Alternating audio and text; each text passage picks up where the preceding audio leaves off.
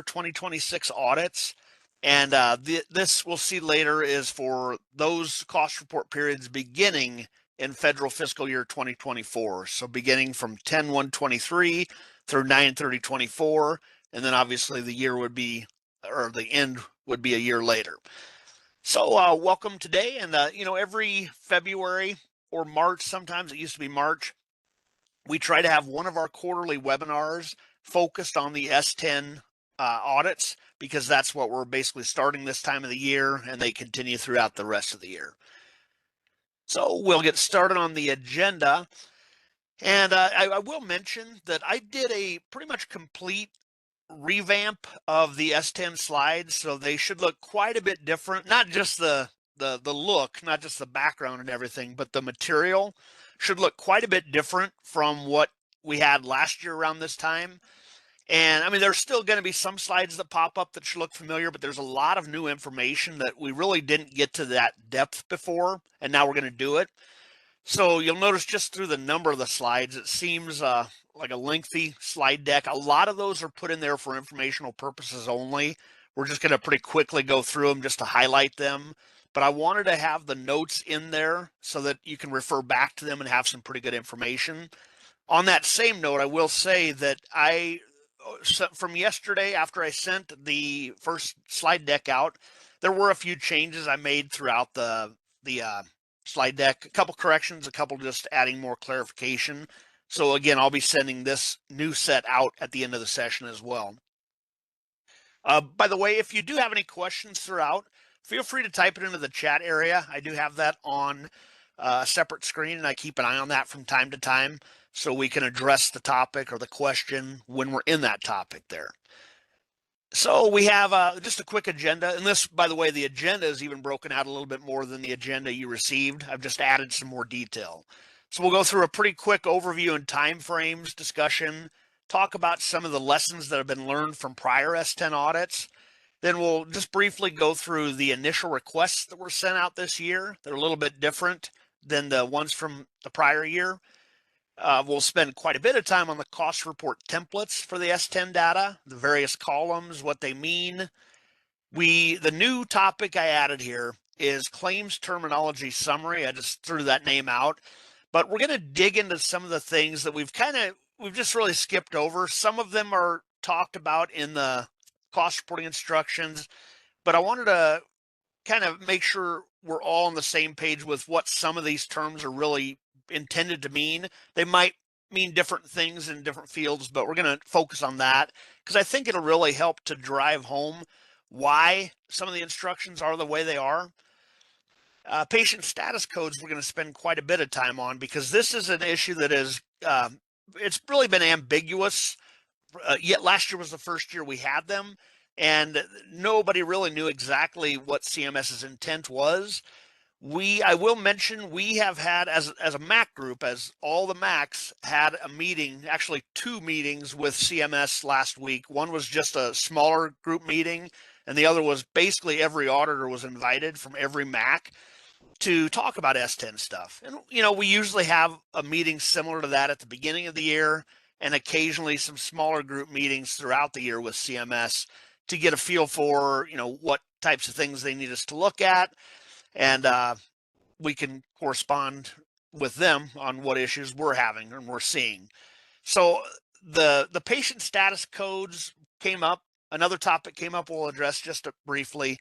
But after that meeting, after the first meeting, we actually sent proposals to CMS to try to get them to clarify some of the information, basically expand on it, because right now it's very ambiguous. I think they tried to be concise and just keep it to a minimum, but the problem is that means you're going to have a lot of ambiguity and a lot of confusion in this case, contradictions even in some cases. So we're going to talk throughout this section about some of the proposals we've made to them. We kind of got a soft approval from them, but it'll probably take a little while for them to get everything into the manuals and all that stuff. But again, I'm jumping the gun there, jumping ahead. So patient status codes, cost reporting instruction overview. That's obviously a lot of what we talk about. We'll cover that. Then we remind everybody about the importance of the charity care and financial assistance policy. We'll see that later on. We'll talk briefly about secure EDI. Then we have some special points that we'll cover about charity care payments and bad debts. I will mention that some of them, and there's some intentional repetition throughout this session, because again, repetition drives a few things home. There are some things we just really, really want you to walk away with as notes, and that's why I'm going to repeat it, sometimes even up to 3 times or so. Available resources, just a quick slide on that. And then again, questions, you can ask some at the end, obviously, but you can also feel free to ask any throughout the session as well. Just do the little chat area. And if it's something you'd like to speak, you could just, if you want to chat or type something in there, and I can release the microphone as well. So that works. Survey links. So I guess that's yesterday. The survey here, in fact, I'm going to type this into the chat area. If it'll take.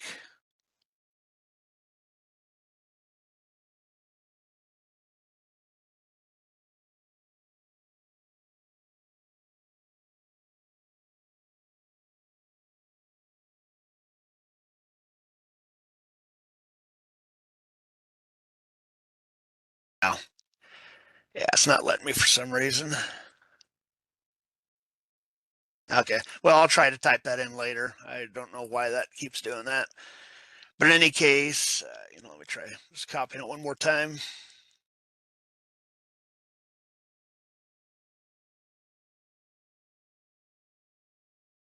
Yeah, it's giving me an error. It's not liking the link, but the link is here, and I'll send it out in an email as well. And we'll talk about it there. I'll try that again a little bit later and see why it's not letting me paste that in there. And if for those of you that like the QR codes, you have that here. You can use your phone and snap that. But one thing I do want to mention is that this is not for any auditors. So any Mac staff or any, whether it be WPS or I know we have other Macs on the line as well, auditors cannot take that. It's for providers, consultants, home offices, anything like that. So we certainly appreciate that feedback. Anything you can give us feedback about this session or ideas, topics for other sessions, we certainly appreciate that. So again, some of these slides, it seems like there's a lot of information there. It's informational only. I'm not going to go through every point there. I just wanted to keep it on because it's good to have those notes later on. But basically the current year, if you look at the bottom, we're talking about the fiscal year's beginning. So the cost report, the beginning of the year is 10/1/23 through 9/30/24. And then obviously your fiscal year end is generally 12 months later, but you could have a short period as well. So these are the audits we're working on. We started by sending letters out on January 9th to most of the providers. A few of them came a couple weeks later. The 7/31 and 8/31 providers came a little bit later.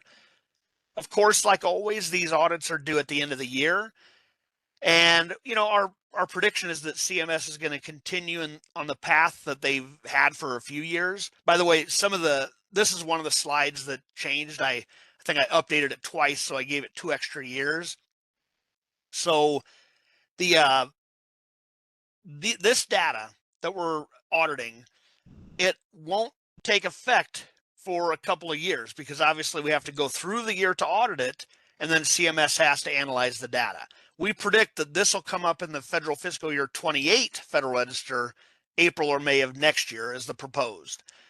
And one thing you may be aware of, for a few years now, they've gone to a 3-year average. Instead of just using one prior year's data to set the factor 3 that we'll talk more about later, they've used 3 prior years.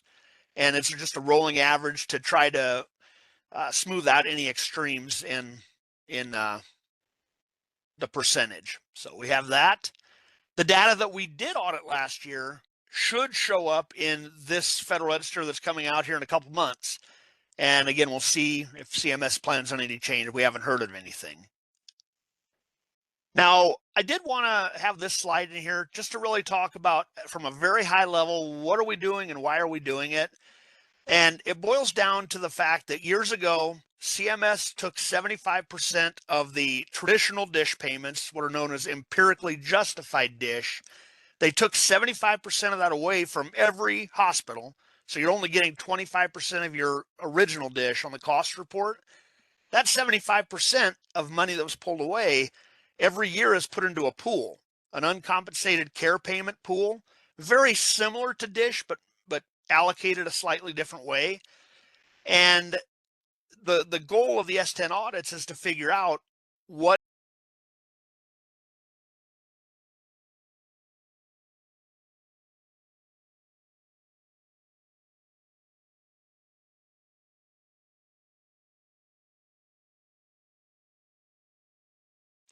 and that's to be shared by all applicable hospitals that provide uncompensated care.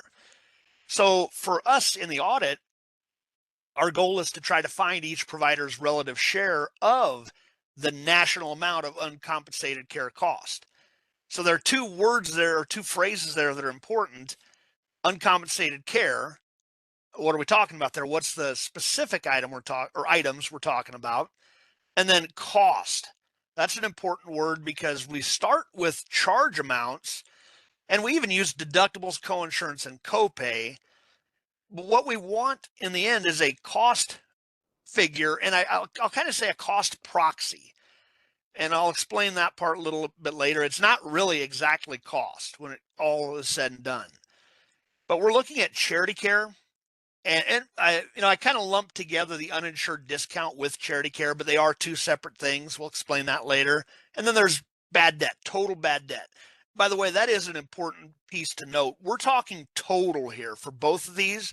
We're not just talking Medicare. And it's one of the few areas of our audits where we do deal with total. Most of what we audit is Medicare related only.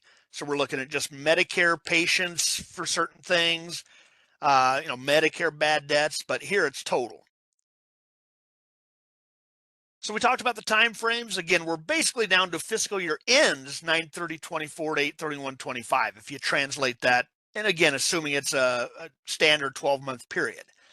But that is an assumption that's not always true. You can certainly have short periods and they will be audited. CMS does some sort of annualization on their side. So if we're talking if you have multiple short cost report periods at the beginning of that federal fiscal year, whichever one is the longest is going to be the one that's used. It may still be short, or it may even be longer than 12 months. That really doesn't matter. The length of it, again, it doesn't mean that we can't use it.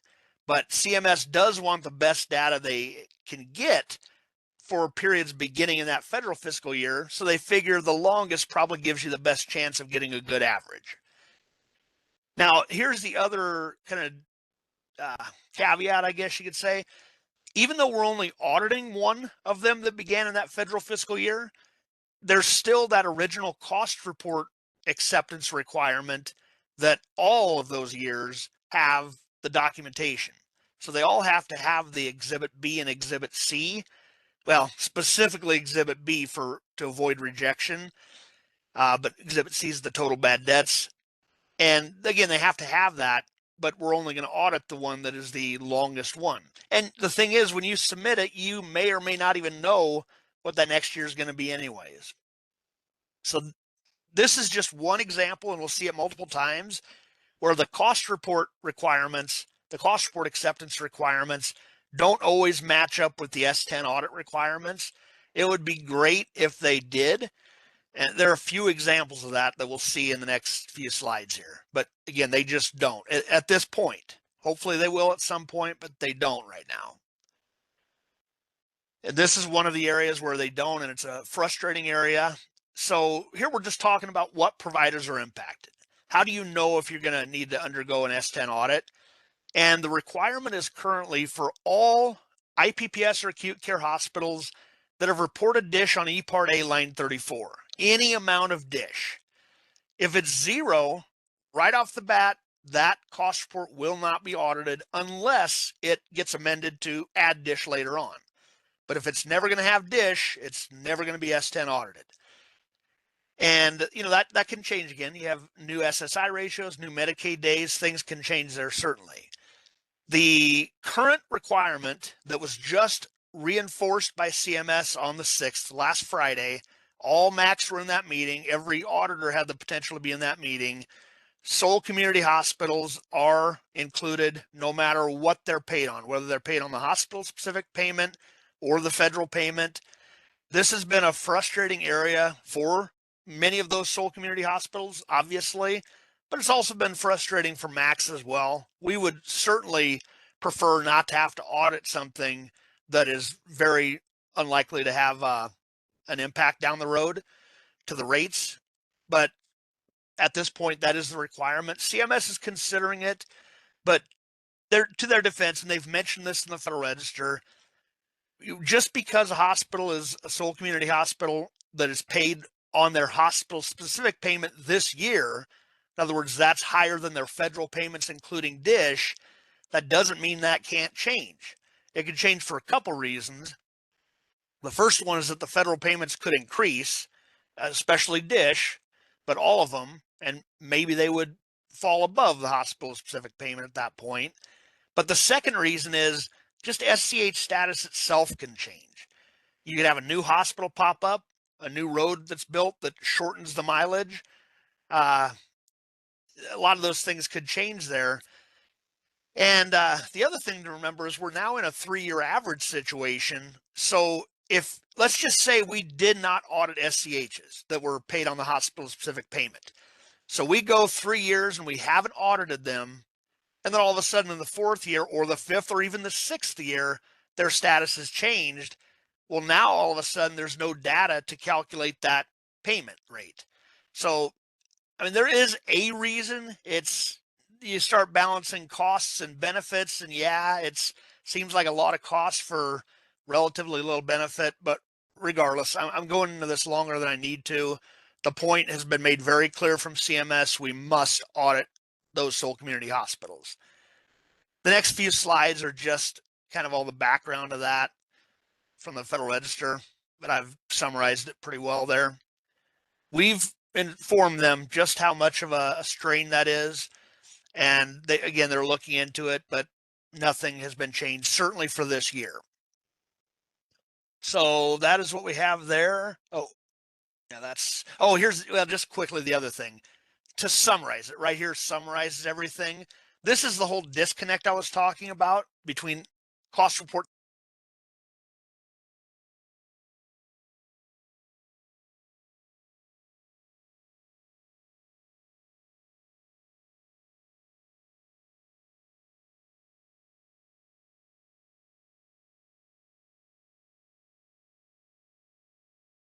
at the time of S-10 audit.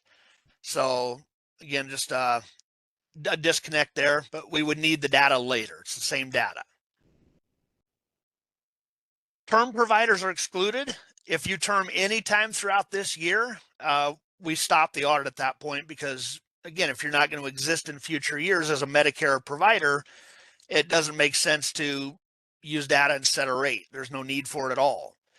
Now, this includes terminations. Well, it includes transitions to critical access hospital status. It's treated as a termination of the acute care provider. That being said, if you look down here in the S-10 instructions, the cause are still technically required to complete this worksheet, the S-10, even though at this point, it's, to our knowledge, it's not being used for anything. Certainly not being used for uncompensated care. It's no longer being used for EHR and high tech. And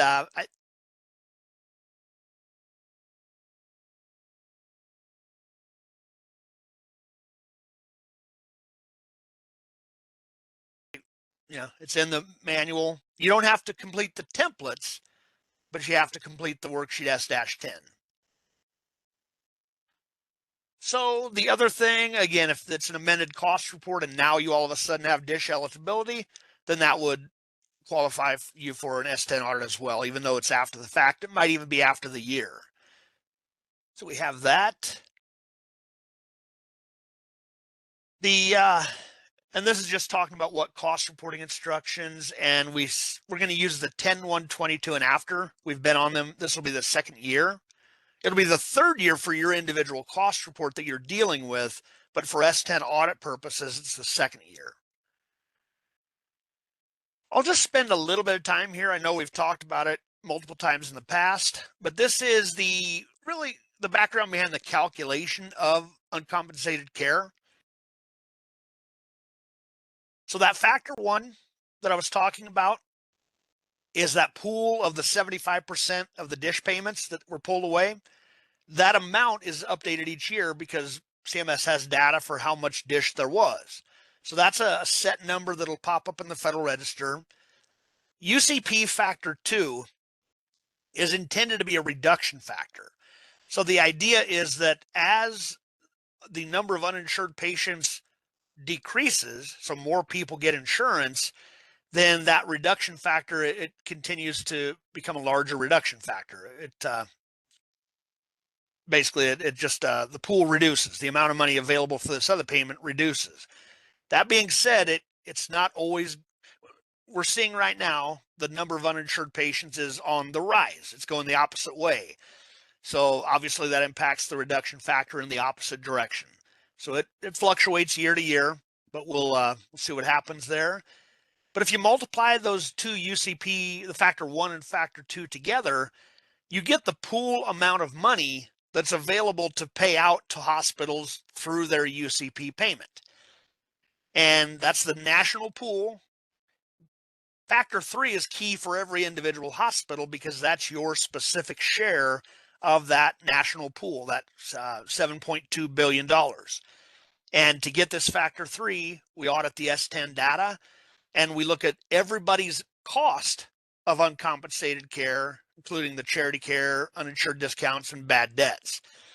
So the idea here, since it's a pool, is that if everybody is following the same rules, then it'll again, the share should be fair.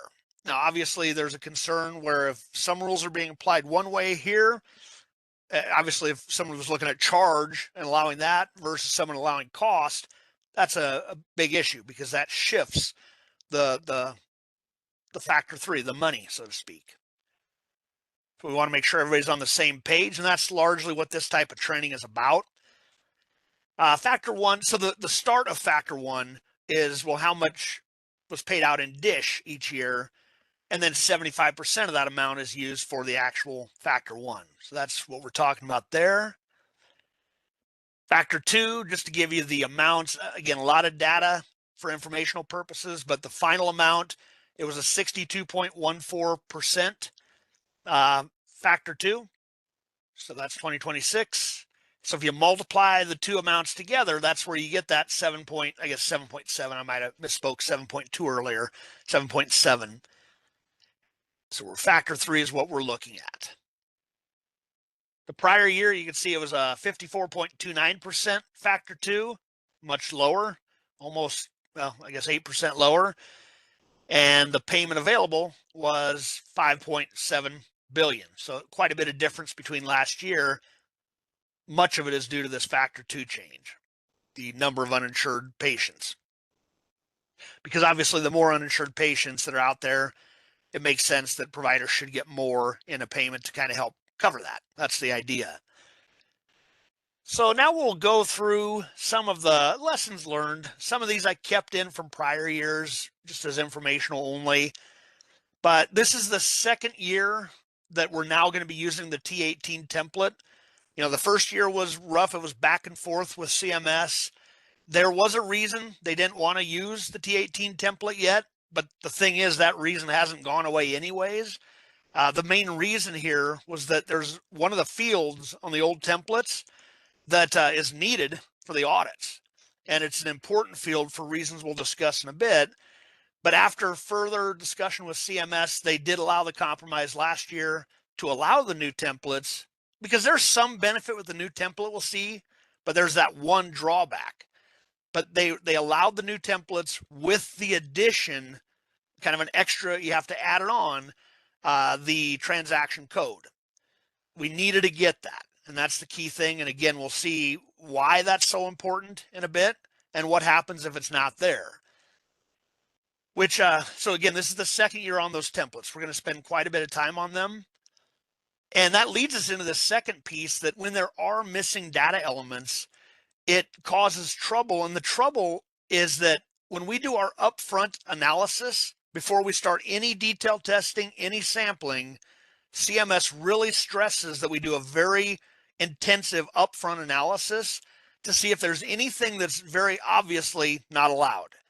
Because if it's obviously not allowed and we can clearly identify it just through filtering things, that should be pulled out first before we do any sort of detailed testing and sampling. The problem is if we don't do that, if we leave those obvious errors in the population, then when we stratify and sample with a statistical sample and we find those errors in detailed testing, now all of a sudden they get extrapolated to the entire population, which it could go either way, but a lot of times we see that that error might have an outsized impact through the extrapolation, as opposed to if we just cleaned it up front. And even though it's a defensible, statistics, they're quantified methods, they're very defensible if they're done properly, but it just still doesn't feel as clean as just doing a direct review, which we can only do if we have the data there to do it. So that's why that's so important. Query logic has come up for a few years, and when they first introduced this phrase, and in the first year of audits years ago, we weren't exactly sure what were they talking about, because when you use that, it sounds so technical. That phrase sounds very technical, and it was misinterpreted as a database query script, a programming script. What did you use in your databases? And that's absolutely not what was ever intended. It's supposed to be a narrative in common language, not programming language, that just explains, hey, the requirement is that, for example, fees or professional and physician fees are not allowed. So kind of explain to us, how did you ensure this was taken care of? That's all it is just a paragraph response, a couple sentences. So to help better explain that,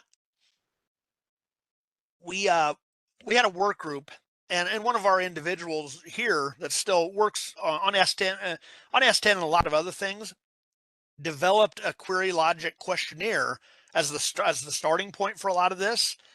And at the time he set it up, he set it up with the questions that were straight from the audit program, and it's been significantly expanded since then to help serve as both a training tool to any provider that's dealing with it, but also to avoid future questions down the road having to go with new emails back and forth while we're in the audit.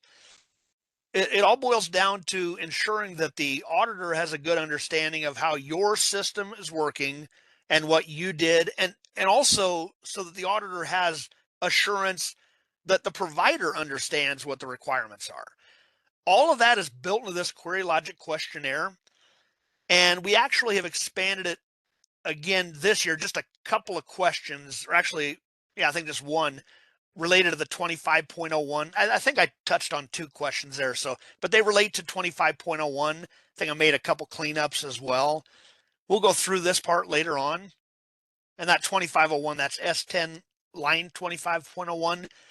We'll explain that later. And of course, one of the lessons learned was just the time crunch and the timeline. Basically, we are crunched at 12/31. That's really immovable, but we can move the beginning of the process. When we first started these, we really weren't even getting going on them until like maybe March. We weren't even sending information out. And we realized, and by the way, the reason for that was that, hey, we just ended 12/31. Auditors had to shift over to other work, and then they came back and started S-10. But we decided, at least we can get the letters out. We can have this training, and that'll give the providers more time to gather their information. And then once we get it, then we can assign it out accordingly and mesh it with the rest of the workload. So we did start earlier this year. We started about a month earlier letter-wise. We sent them out January 9th instead of, I think it was right at 2/10 last year that we sent them out. And basically, because we sent them out, that allowed us to give providers an extra 30 days to gather the documentation. In other words, the due date was still kept the same. But again, if you need extensions, you can certainly request them. but we kept the due date the same, but the start date uh, was 30 days earlier. So hopefully that helps a little bit. Again, extensions are allowable. We can certainly take that into consideration when you need it. And, there's always with both sides, the provider side, the MAC side, there are due dates for all sorts of things that are going to overlap. And again, though, the fact that you can request extension should help a lot with this. We can't really do a whole lot about the audits. We can shift them around a little bit throughout the year. If you let us know that there's some important date that you're busy and the audit can't go on at that exact time, we can certainly see what we can do there. They're assigned to each different auditor. I mean, each auditor might have a handful. They will have a handful of them. I guess a couple of handfuls, you'd say. But we have the rest of the year to do them. We can't obviously push everything to October, November. That would cause trouble. So just work with the auditor and let them know your concerns and see if there's anything they can do to move the audit a little bit. And again, since they have multiple, they can see what they can do.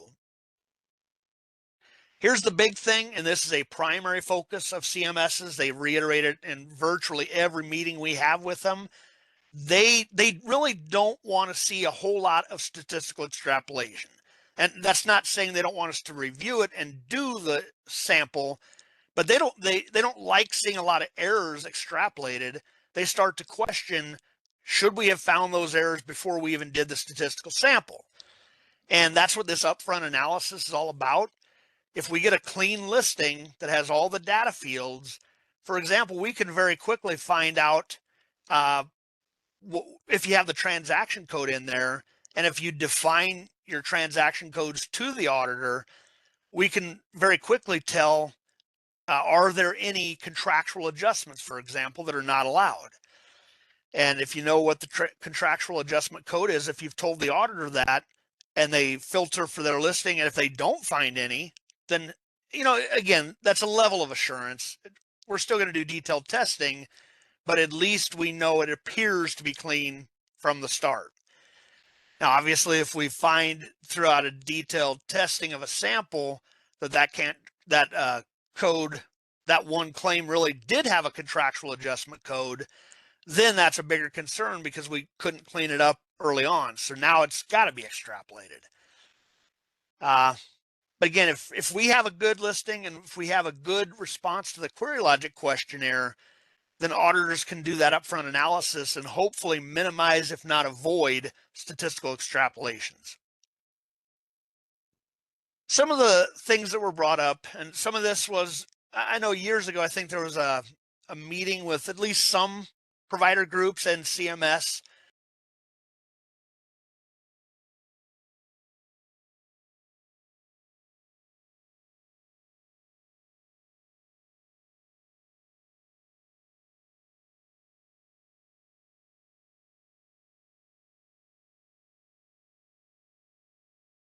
It relates to the methodology, the sample sizes selected, how extrapolation was performed, and when or if, and then the types of supporting documentation requested for the sample.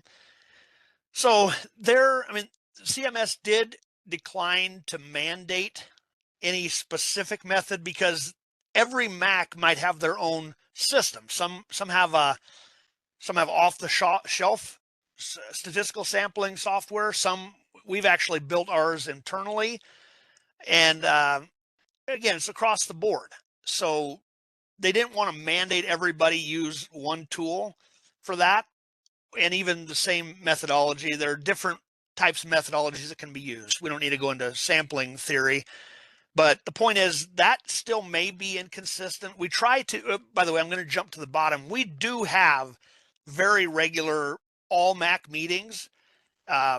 And that one is just with the MACs for us to talk through issues, and we bring them up to CMS if something comes up. But we have those virtually monthly. Occasionally we won't have one, but it's usually monthly, and we can bring up all these issues. The goal of consistency in general is a good one.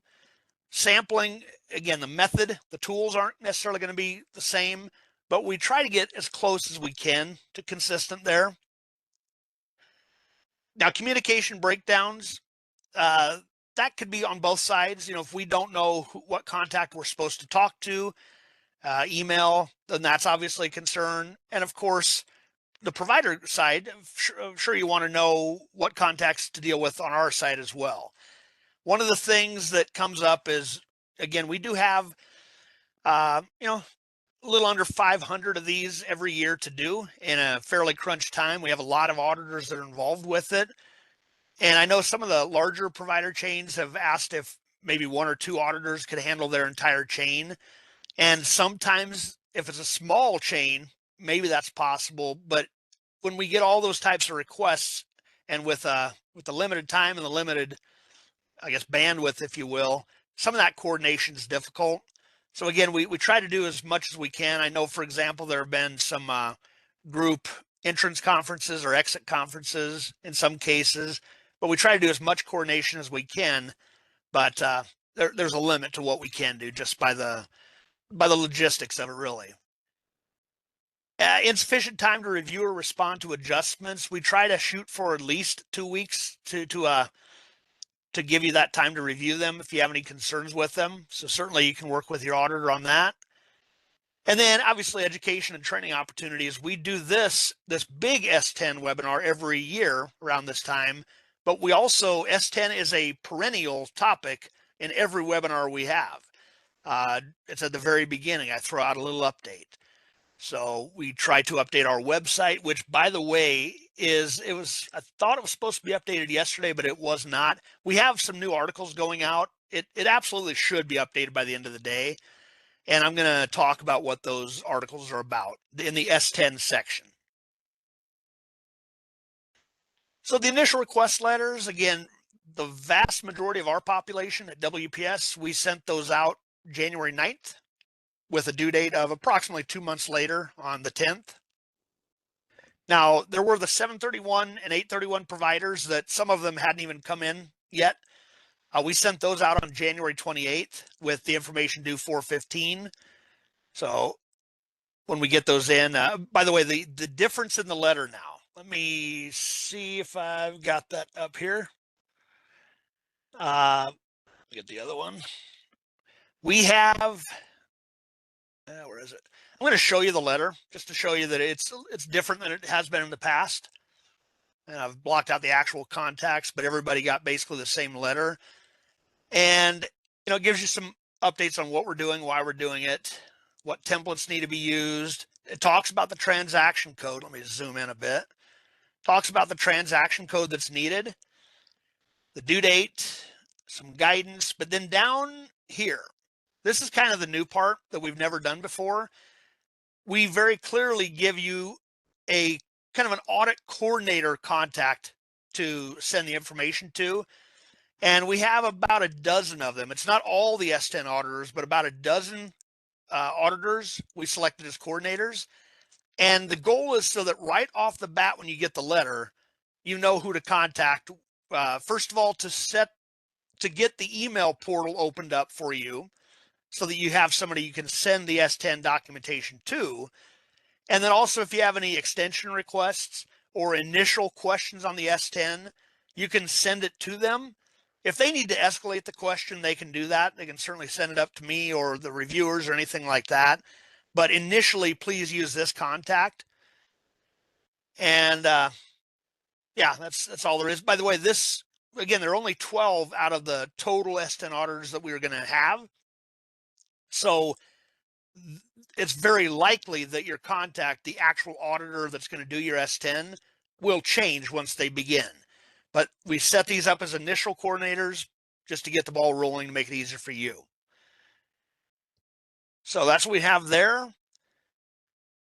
Let's see. We did talk about the T18 templates. Fortunately, that issue is not an issue anymore. Everybody agrees. CMS is fine with us using it as long as we have that transaction code. And as I mentioned before, the reason for that transaction code is to help avoid large adjustments through statistical extrapolation. That is perhaps one of the most important pieces on the entire listing for that purpose. And it's unfortunate that CMS removed it.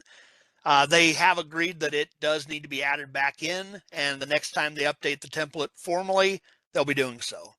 But for now, we have to treat it as an informal template or informal requirement. So the S-10 audit templates, those can be found out on our website. You can find the instructions form and the basic design of the template.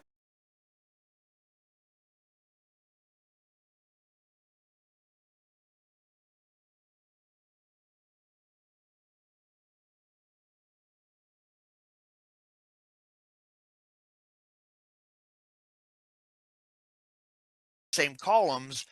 Our version is down here on our website. Here's the link for it. I also had our coordinators send out the template and the questionnaire with the emails that went out with the initial request letter. So you should have received both a hard copy as well as the actual email to whoever the last contact was from last year. That's who we sent the email to. Oh, by the way, just to stress, well, we are using the 10-1-22 now. And I think what we'll probably do here is go just remove this other stuff because it's not needed anymore. Prior to 10-1-22, we should be well out of that. Suppose the only situation might be an older cost report that all of a sudden qualifies for DISH. We could probably get away with using the new template for that as well. Gives us what we need. So that'll be updated sometime. So when we say T18, by the way, we're talking transmittal 18 of the hospital cost reporting instructions. We'll see later, we're currently on 24. That just is a version, but T18 is just locked in as that's the time when they updated the templates. We had Medicare bad debt templates, Medicaid DISH day templates, but then we're focused on 3B and 3C, charity care and total bad debts for S-10. In the 2018 final rule, or I'm sorry, the 2018 Federal Register, which was the final rule for the next year for 19, but they initiated a requirement that when you submit any of those items, if you have bad debts or DISH or charity care on your cost report, there had to be a template that supported that, or there had to be some sort of documentation that supported that number. It seems like an obvious thing, but it was never in regulation before, and the regulation said it will be rejected if it's not there. Now with the T18, that template has taken a form. Before it was just kind of, give us something that supported it. Now we have specific elements that are needed. And that's effective for 10-1-22 and after cost reports.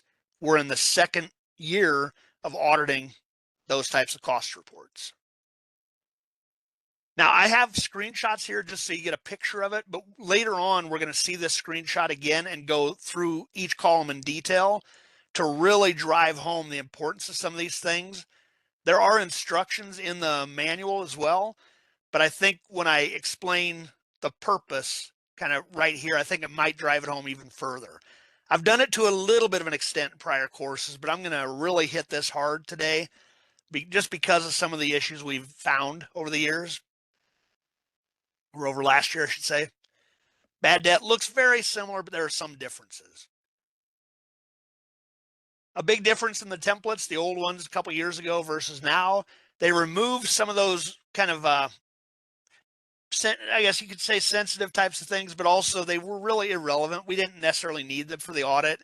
They removed the SSN, Social Security number, date of birth, gender. Those last two were really never needed. I don't know why they were ever in there.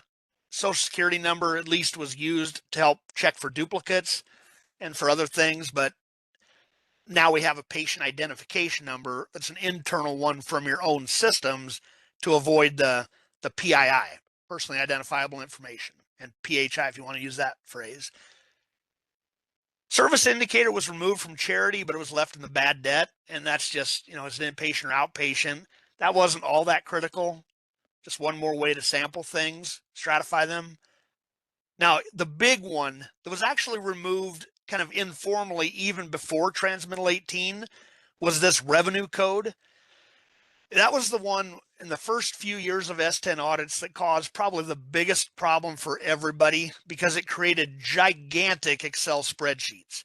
Every claim could have potentially 20 or 20 might be an extreme, but could have several lines to it. however many revenue codes were related to that one claim, each of them could have one line, depending on how your system exported it.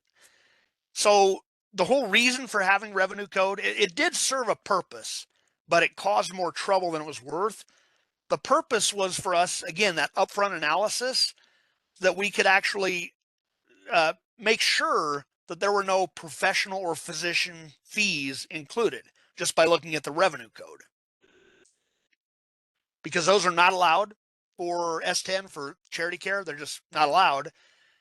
And CMS said before T18, they said if you can attest that your systems for tracking those are different than your systems for tracking the hospital claims, then we don't need the revenue code level detail.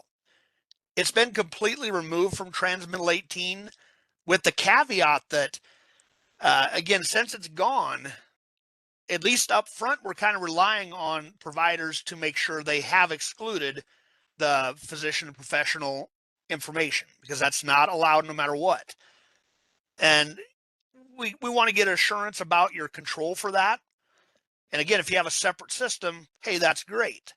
But the problem, like everything else I've said up to this point, is that if that information is not transparent up front, then the only place we would find it is in a sample. And at that point, it could have a very large impact through extrapolation. So that, again, is the concern. Just wanted to stress one more time that professional and physician fees are absolutely not allowed. They should not even be on the listings. And we'll see that when we look at the template.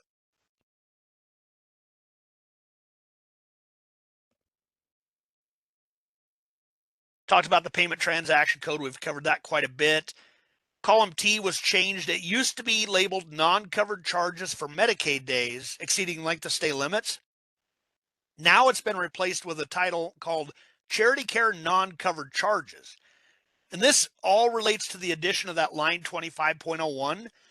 It used to be just line 25 that was for this specific type of non-covered charge. Now all non-covered charges are going to go into one of these two lines. And if that sounds a little surprising, there has been some clarification from CMS in meetings. And again, we drafted up a proposal for a revision of the instructions to really drive this home. So I'm going to explain those two lines later, but that statement is correct at this point. All non-covered charges, no matter why they're non-covered, again, we're not including professional and physician fees there. That's not a non-coverage issue. That's not an allowability issue. All these other non-covered charges, as long as they're medically necessary. I want to stress that medical necessity is an overarching requirement. If they're not medically necessary, they're never going to qualify for charity care. They're never going to be allowable as charity care or bad debts on the cost report. But if they're medically necessary, but they're just non-covered for some reason, and I want to stress here, non-covered for part of the stay. That's a key thing. If the entire claim is non-covered, that's handled one way, a simple way. If the claim is partly covered, maybe certain services were covered, but certain others weren't, or certain days were covered, but certain others weren't, that partial non-coverage is what triggers line 25 and 25.01. So hopefully after today's training, this will look a lot simpler than it has in the past, even in last year, because this has been one of those things that's evolved just due to the ambiguity of the language and contradiction in some of the pieces of the language. So the patient status codes. This is what we currently have. They're found in S-10 Part 2, Exhibit 3B. You have all the instructions for the template. Column 6. 1 and 3 seem pretty clear.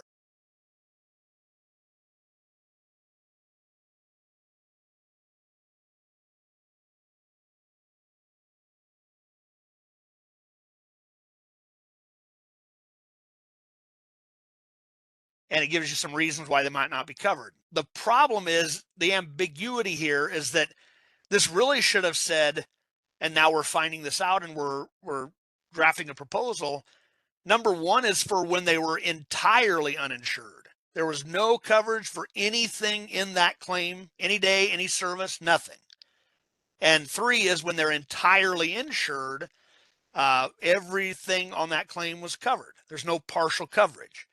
2, and this is kind of where this change and cleanup is happening. 2 is when it's basically everything else. There's partial coverage for whatever reason. And the template instructions need to be changed to correspond to this. Well, I guess that's basically that the template instructions need to be changed to allow for that. So we're going to talk about all this later on, but we drafted a proposal for CMS. And yeah, so let's talk about some of these. By the way, there is, again, repetition. I'll talk about this stuff up first, and then later on, it'll be just a quick hit on the same topic. So we're in the claims terminology summary section now. So we have an insured patient, and you have a regular insured patient, a very clean-cut insured patient that's fully insured, no problem there. But you could also have a situation where there's by the way, when I say there could be a contractual relationship between the payer and the provider, that's the clean situation. They're in network. There's a very clear deductible coinsurance copay. There's going to be probably a contractual allowance, a pretty hefty one usually. And then there's going to be an insurance portion of the payment. That's your very clean standard situation. You might also have what's known as an inferred contractual relationship. This term is in the cost reporting instructions, but it's just been kind of tossed around without really much focus. One example of this might be if they're not in network, but maybe they're out of network, but you still accept them like a regular insurance company. You accept payment on behalf of the patient. There may not be a contractual adjustment, or maybe much, much smaller than you would have with the other ones, the in-network ones. And there's still going to be a deductible coinsurance and copay, which is really the key thing. That leads this to being an insured situation. If there's deductible coinsurance and copayment that relates to the patient's liability, that's why we call that an insured patient. Now, automobile insurance, I have question marks here intentionally because this could go either way. The cost reporting instructions, when they define inferred contractual, they put automobile insurance as an example.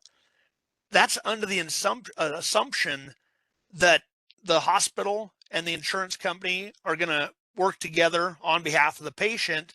In other words, the insurance company, the auto insurance company, is going to pay the medical fees directly to the hospital. And the patient, they might have not for medical, they generally don't even have a deductible. So which calls into question, why are we even seeing this on the charity care?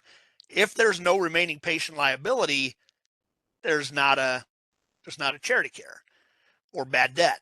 There might be some situations where there's a liability there, but it should be somewhat rare. But the point is, if the automobile insurance pays the provider, it's inferred contractual, but it could be indemnity coverage instead. And that just means that they pay the patient, or they pay the insured person, and then it's up to them to pay their medical bill.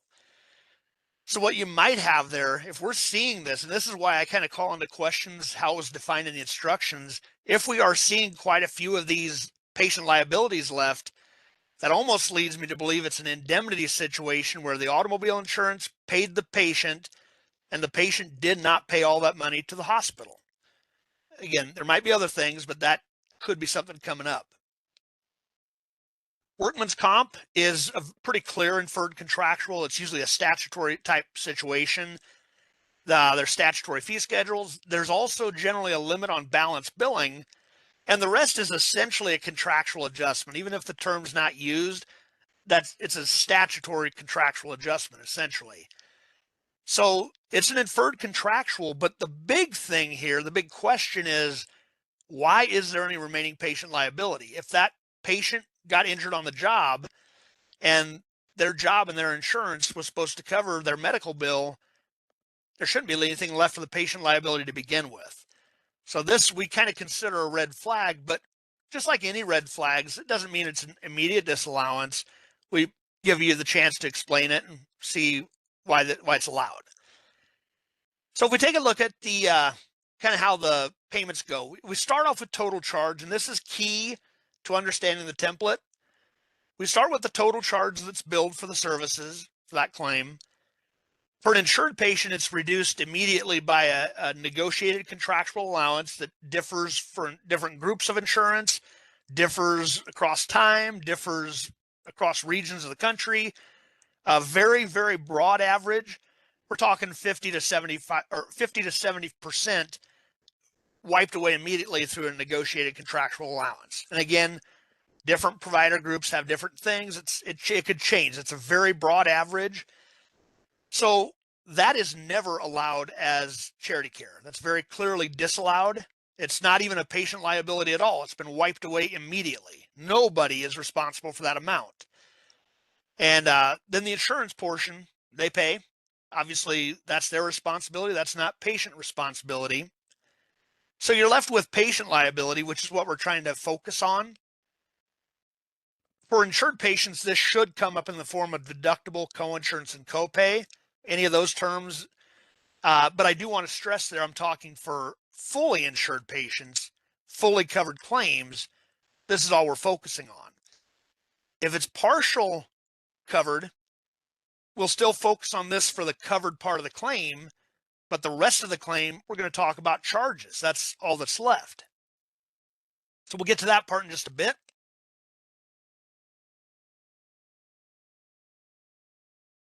Now, out of that, it could go one of two ways. Well, it could go, first of all, let's talk about courtesy discounts. Certain groups, based on your policy, might be eligible for a courtesy discount. I can throw out clergy. That's a common example. But that is not allowable for S-10. It doesn't take into consideration the patient's financial status or anything like that. So that's just not allowable immediately. It's very clear in the instructions. But other than that, if it's a remaining patient liability, it could go one of two ways. Some portion, well, really one of three ways. Some portion of that patient liability, the patient might have just paid.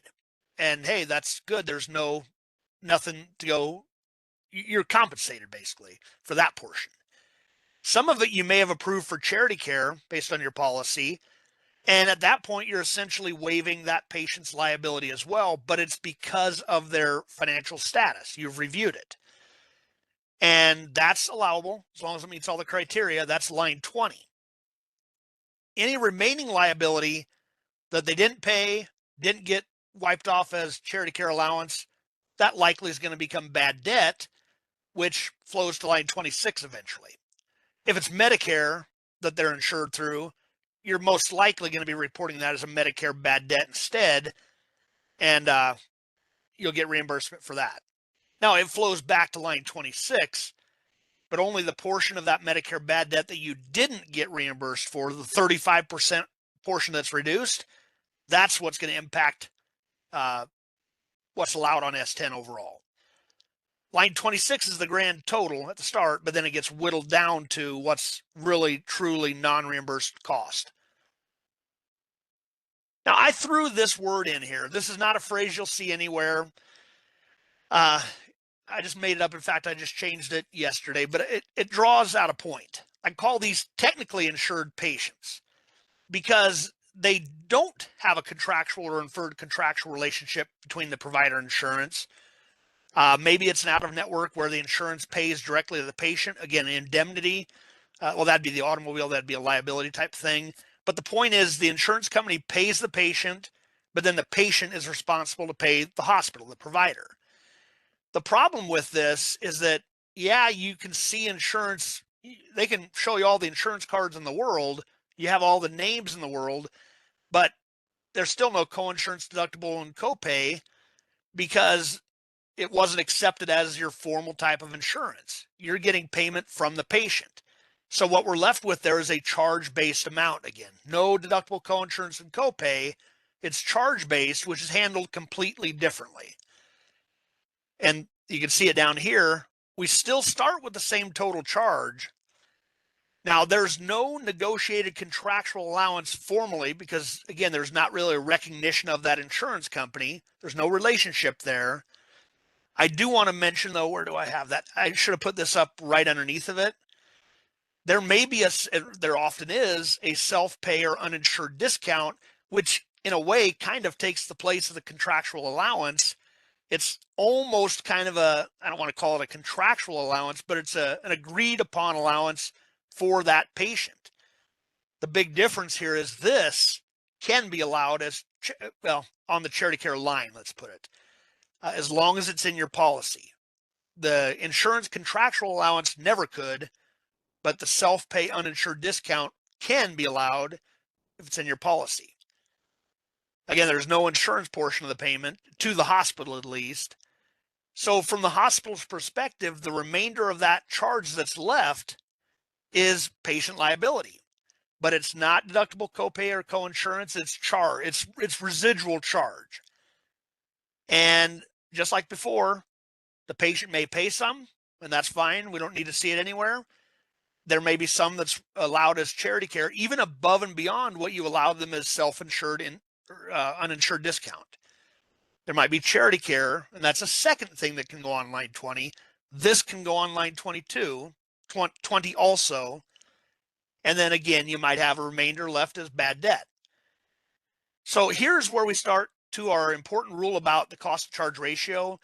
Any charge-based item that's not deductible, coinsurance, or copay needs to be subjected to the cost to charge ratio to reduce down to cost, which is generally much, much less than the original charge amount for all these reasons right here that we kind of talked about.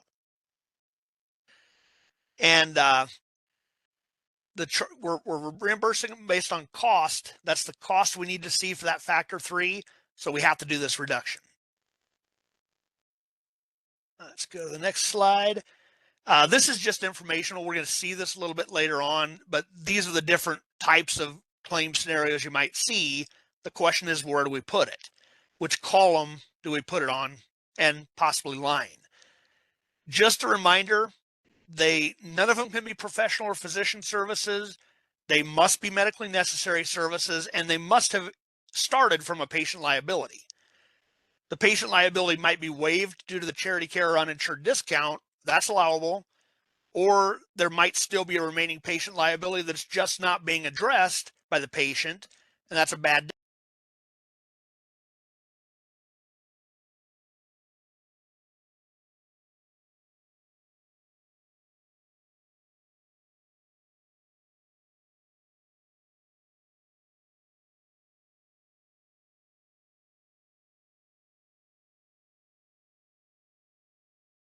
Now, finally, clean cut, it's fully insured, or fully uninsured, I'm sorry, fully non-covered for the claim. That amount, the entire amount, is going to be subject to the cost of charge reduction. Column 2 is where the confusion comes in because it's labeled as insured.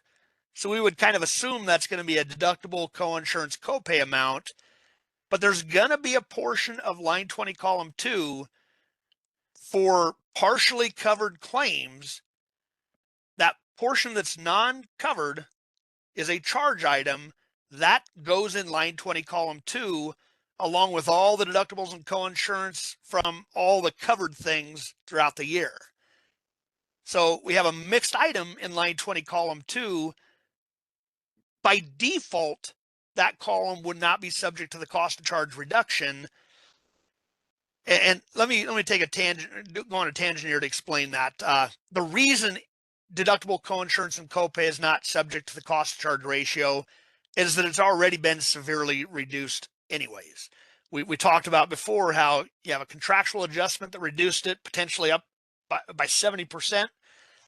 You have insurance company paid some, the patient might have paid some. So by the time you're down to the patient liability, just as an average, maybe the 20% coinsurance, that's kind of a standard, 20% of whatever the allowed amount was, that's all that's left. So we've already reduced it significantly by the time it gets down to that. So the thought is that it makes no sense to reduce that further by a cost to charge ratio. I want to point out, though, coinsurance, deductible, copay, they are not technically cost, but they're a close enough proxy that CMS is willing to live with it. For the charge side, we can actually reduce it all the way down to cost. So again, the claim portion, or the non-covered claim portion that's basically charge, goes in line 20, column 2, but it also, that exact amount also has to go into either line 25 or 25.01, so that the system knows how much of this line 20, column 2 does need to be subject to the cost to charge reduction. It's done behind the scenes. Now, CMS just added this line last year, or well, last year that you're dealing with. You've dealt with it for 3 years as far as your filing, but they had line 25 all along for a very specific situation of non-coverage, dealing with this non-covered charges because they exceeded the Medicaid length of stay. And before any other non-coverage, we simply had to split between column 1 and column 2. That was actually a very clean way of doing it. And I really wish they could have just stayed that way for all of them. But there's a reason why they decided to do this. And it's all about transparency of what that amount relates to. So again, line 25 is still there, but it's only for that one very specific scenario. It's not all Medicaid non-coverage, just length of stay. 25.01 is for all other non-coverage reasons. Again, assuming they've already got past the medically necessary, the professional and physician, and then the fee schedule, all that stuff, that's already been removed. We shouldn't even be dealing with that at this point. Now we're left to things that would normally be allowed, but they just were not covered by that insurance company. Other stuff in the claim was, but these things weren't. So again, any other reason, it falls into line 25.01. That's a slight change from last year because based on the instructions, it still looked like one Medicaid issue, one other Medicaid issue might still need to be split. But after further clarification, it doesn't. They want these lines to show partially covered claims. And we're going to dig in deeper in a bit. Line 26 is total bad debt. This is just a quick illustration. I've got a set of scenarios later on that I think will really drive this home. But I just wanted to point out you have uninsured, insured for line 20. Again, ultimately, line 23, the cost of charity care is what is used, along with the cost of bad debt down below. And we'll see that later. So we talked about all the different reasons why this needs to be subject to the cost to charge ratio. I've jumped through all of that before. And I do want to, I guess I've already talked about what the patient status codes, what we've proposed to CMS.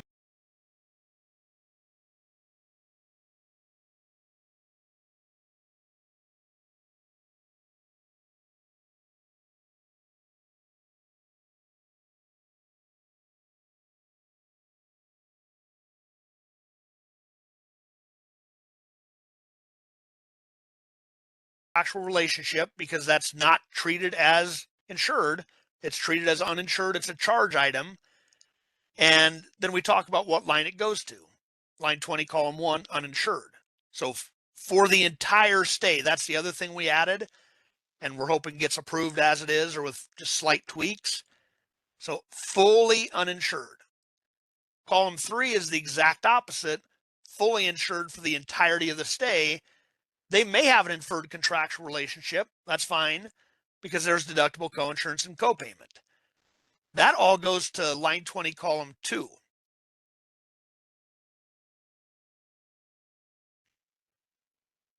And let's see here.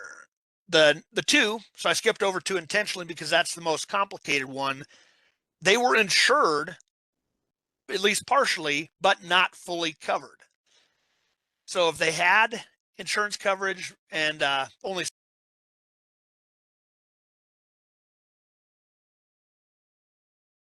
halfway through, then that would count there. Again, you have to exhaust the benefits part way through the stay. If they've already exhausted their benefits before the stay even started, which I know different insurance companies and obviously Medicare, that's a different situation how it's handled. But if they exhausted fully benefits before they started, and this claim is 100% non-covered, that does not fall in 2. That's uninsured. And we talked about the general coverage through Medicaid. Some, but not all the stay was covered. Now we talk here, this is where everything goes on the cost report. The covered portion of this basically split claim or dual claim, whatever you want to call it, that's going to be a coinsurance deductible copay that goes on S-10 line 20, column 2. The non-covered portion of that same claim is charge-based, and that goes on both S-10 line 20, column 2, and that exact same charge amount that was in line 20, column 2 must also be put as part of line 25 or 25.01. That's the only way the system works. And we're going to see these different scenarios here that hopefully explain that further. The query logic, I'm just going to open up and point a couple things out that were changed. I'm not going to go through the whole thing. We've done that multiple times over the years. And I think it's written hopefully to explain what we're looking for there. But the query logic, I'm just going to type in 25.01 because that's what I have added. So it basically just says, does your policy discuss allowing charity care approval for amounts related to insured patients that have exhausted their benefits? If so, how did you ensure that the coinsurance and deductible, I don't know why I left out copay, it's allowed now too, related to the covered portion of the claim is included in line 20, column 2, insured, while the charges related only to the exhausted benefits portion are reported in line 20, column 2 and line 25.01. Oh, and down below, that's why I added 2. I separated the reasons for non-coverage. One of them might just be because of the services, some services were not covered. Same treatment, it's just kind of a different reason for it not being covered. Just wanted to cover all the bases there. Down here, a couple below, oh, I think, yeah, I may have added, yeah, I guess I added this topic about the contractual relationship too. The one down below it focuses on line 25 for the Medicaid length of stay limit. So again, we want to make sure they're reported both in line 20, column 2, and that charge also has to be in line 25. In our recent meetings with CMS, they've looked at the data, they've analyzed it, and they're concerned about the lack of the use of line 25. And part of our response to them was that it's really ambiguous and it needs clarified. But the other part is that I think a lot of situations, providers and maybe even auditors alike, we're just going back to the old method of splitting the claim. I will say it has the same end result if done properly, but it loses that transparency that CMS wants.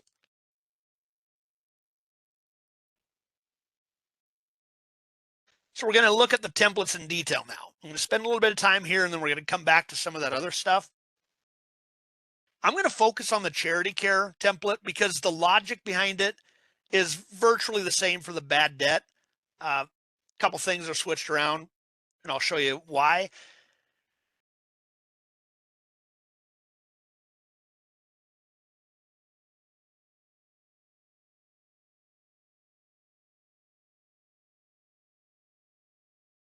Disposition of all those charge items, in other words, all the reductions to charge that we've kind of talked about already, and what's left can be assumed to be charity care as long as your policy allows it. So this column 20 at the end, the sum of all these items, this is really what should be on line 20, both columns. And then 21 is the write-off date, nice and clean to have it at the end, so we know what period it's supposed to be reported in. But let's start at the beginning and quickly go through some of these earlier things. The first 4 items are obviously just the claim data, the name and the dates of service. Pretty straightforward. Patient account number is your internal patient account number that we can use for duplicate checking. We can use to easily request samples, things like that. Primary and secondary payer, that's whatever insurance company there is. Could be Medicare, it could be Medicaid, could be a private pay insurer, anything like that. We just need to know that. Now, there could be situations where there's technically an insurer, kind of going back to that technical verbiage. There's technically a payer or an insurer, but they're not going to end up paying anything this time.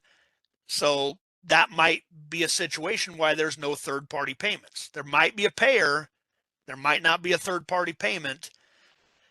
Kind of depends on how you interpret the word payer. Do you just call any insurance company that's related to them? Are you lumping them in there? Or are you truly focusing on, are they paying? On the other hand, though, let's say there's an insured contractual allowance. Well, there better be a payer here somewhere. That makes no sense to have an insured contractual allowance if you don't have an insurance company listed. We just want to know who that is, because that's going to determine, in some cases, whether things are allowable, whether other columns look proper or look like they might be in error. So there's a lot of analysis that goes on throughout these columns. And then we get to the analytical portion, the numerical portion, quantitative portion, whatever you want to call it. I said everything is starting off with the total charges, and then we're trying to figure out what happened to all those total charge dollars. But we don't get to that part until 12. So I want to explain 9, 10, and 11. 9 is total charges, and if you look at the instructions here, it very clearly says do not include professional or physician charges. But then you go to column 10, and lo and behold, it's professional and physician charges. And the instructions there say, hey, if you basically ignored our instruction for column 9 and you did include professional or physician charges, then at least separate them out here. One way or the other, whether they're in there at the beginning or whether they're separately removed through this column, we kind of need almost a subtotal column, 9 minus 10 if it existed, because that's our starting point for the rest of this analysis. If at all possible, we would certainly suggest, recommend, prefer that you just subtract them out of column 9 and never even have to worry about column 10. That'd be much easier for everybody, I hope. Column 11 is a separate thing. This is assumedly for, it's got to be for the insured portion of claims or the fully insured claims. It's deductible, coinsurance, and copay. Now remember, that was some little component of the charge, not necessarily like a percentage of it per se, but it's some residual amount of charge that was patient liability. Somebody else paid the rest of it, or it was contractually adjusted. So the reason this is important is that column 11 for an insured patient is the starting point for our charity care analysis. It would not make sense for a fully insured patient, let's just say a fully covered claim, it would not make sense for the charity care to exceed the amount of deductible, coinsurance, and copay. That's where the patient liability stemmed from. So when we come down here and we see like a charity care, well, this one specifically, other charity care charges, that shouldn't exceed 11. So that's another analysis tool we have. But let's go back to just charges now. That serves a purpose just for that covered thing and just comparing against really column 19. If we go back to charges, really for any of them, we can see what happened to all those charge amounts. And it's not really in a great order. I would prefer contractual allowance came first. That's wiped away immediately. Then total third-party payments like insurance payments are wiped away. There might be some other non-allowable amounts for whatever reason that they've been carved out. Patient might have paid. Hopefully they paid some, whatever their liability was. And then because we're on the charity care claim or charity care listing, we're trying to back down to what the charity care kind of maximum could have been. So we have to write off, or we have to remove anything that was already written off as a bad debt, because it obviously can't be charity care if it was bad debt. We also remove uninsured discounts. That is allowable. It's very similar to the charity care type of thing. They're both allowable. And then there might be some charity care non-covered charges. This is for your partially covered claims. This is the charge portion of the portion of the claim that's non-covered. 19 is whatever's left. What other charity care is left. A lot of times this will be your insured type of the remaining deductible, coinsurance, and copay. Now, I do want to throw one point out here, and then I'll go back and explain why that's the case. There might be some situations where column 20 doesn't equal 17, 18, and 19. In most cases, 17, 18, and 19 summed together should be what you put in 20. And I think the instructions even say that, but I'm throwing out a rare situation, hopefully rare, if you are allowed, or if you allow and are allowed to write off part of the claim 1 year as charity care, and then part of the claim the next year as charity care, the other part of it, that might be a situation where these don't add up to this, because column 20 always has to be just for the amounts written off this year. Everything else from line 12 through 19 has to reflect, well, actually from 9 through 18, it has to represent the entire history of that claim, no matter what year it was. In other words, if there are multiple write-offs in different periods for the exact same claim, different portions of it, 9 through 18 have to represent the entire history up to that point to help us explain what happened to all those amounts, and then we figure out how much of that was written off this year. So that's something I really haven't dug into that great amount of technical detail before, but that's the purpose of this. It's all for analyzing whether the remaining amounts are reasonable. Because as part of our duplicate check, I'm jumping a few slides, but I'll go through it. As part of our duplicate check, we look for two different things. We first look for just a simple duplicate, which basically means the patient number, patient account number, and the dates of service. They're showing up on maybe this year's charity care and last year's charity care, or this year's charity care and this year's bad debt. So it's kind of maybe a yellow flag at that point. Something maybe looks suspicious, but again, there might be very good reasons for why that same claim shows up twice.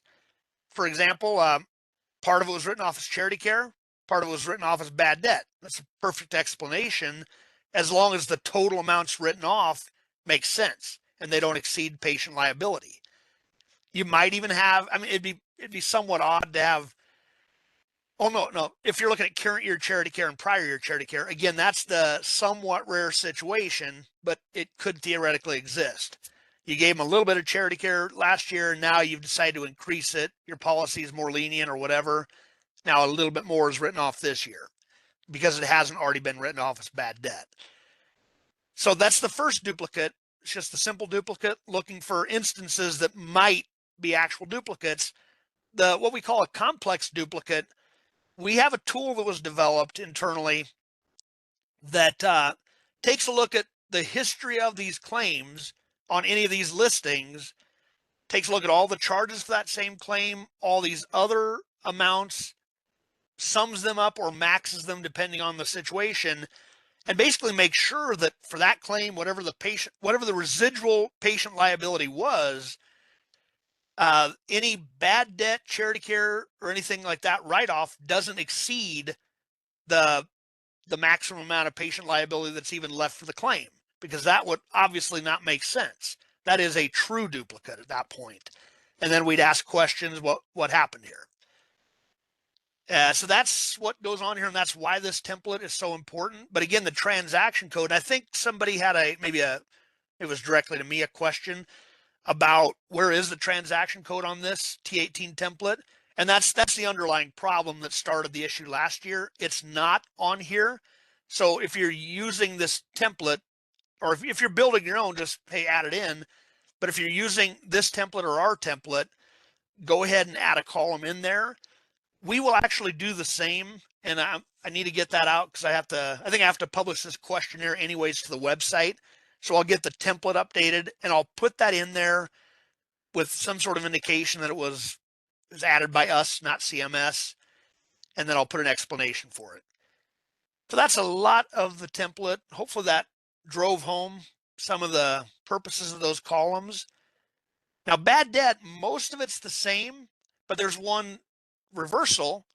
because just like with the charity care template, we're trying to back into the amount of bad debt that's allowable. So to do that, you have to figure out, well, was there any charity care that's already been allowed for this claim, no matter what the year? Because that portion, if it's allowed as charity care, then of course it can't be left as bad debt. So these are all carve outs of the charges to figure out how much is left for bad debt. And I don't know, the write-off date is not at the end. I would have liked it there instead, but it is what it is. So that is the coverage of the templates, and hopefully that clarifies some things. But now I wanted to go through the cost reporting instructions, kind of at a higher level. We've covered a lot of these in the past, but I do want to touch on the proposal we made. Just one reminder, we are in the latest version of the instructions for periods after 10/1/22. And if you look at the instructions, which we'll see a screenshot later, there's a lot there. So you have to make sure you're in the right paragraph. They've cleaned it up a little bit in T18 to separate it better, but you still have to pay attention. The current instructions. So this is for, and again, they'll have this phrase for cost report periods beginning on or after 10/1/22. That's how you know you're in the right paragraph. The other ones will have the earlier years. They say, yeah, and they have to be written off during this cost reporting period. Doesn't matter when the services were provided. So column 1, uninsured. This is the original CMS verbiage up to this point, and I'm going to point out some of the ambiguity and some conflictions or contradictions. Where they use total charges or the portion of total charges for uninsured patients.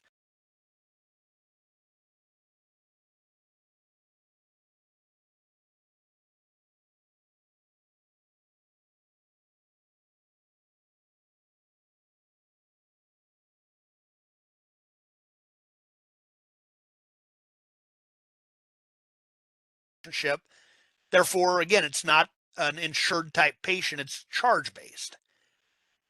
And then here at least they do clarify this piece. Total charges, but again, they throw in or the portion of total charges for insured patients that were determined uninsured for the entire hospital stay. That last part of that sentence is right on. It's just this little clause that kind of caused confusion. And then they talk about non-covered services here. So it's not just days that are non-covered. Sometimes it's specific services that are just not covered by that insurance. The other thing to stress here is that no matter what, we're always talking about whatever's left, whatever you could possibly record as charity care, whatever patient liability there was, we need to know what percentage did you allow as charity care. You allowed 100%, hey, that's fine. If you allowed 70%, that's the amount that's going to end up being reported here. So it's just the residual charity care amount. Column 2, for the insured patients, again, this is where it gets more confusing. The first one's very obvious, deductible coinsurance copayment for patients covered by any insurer if there's a contractual or even inferred contractual relationship.